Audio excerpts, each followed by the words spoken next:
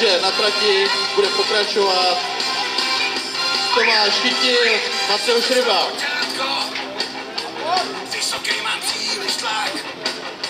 Tomáš Chytil, Mateusz Ryba.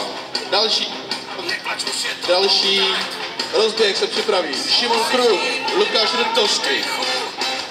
A další rozběh Petr Svátek, David Brudny. A další bude Izidor Koren, Tomáš Popela. A poslední v tomto bloku bude Denis Daniel.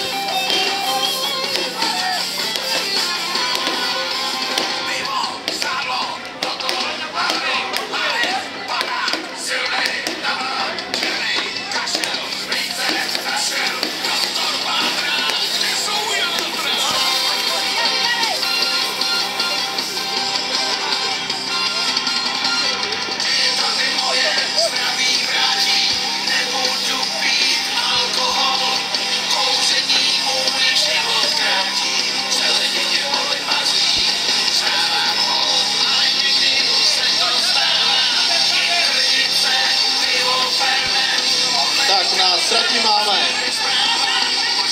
Tomáš Chytil, SDH Náměšť na Hané a Mateusz Ryba, OSP Lekavica. Červená dráha Mateusz Ryba, modrá dráha Tomáš Chytil, SDH Náměšť na Hané.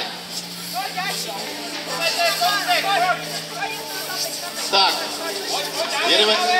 jedeme dál. Připravíme další.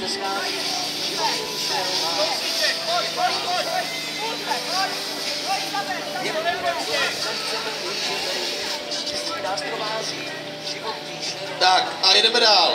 Připraví se nám Šimon Kruh, OSP Lekavica, Lukáš Rudkovský, FCC tým s Janou. Takže připravíme do prostoru startu.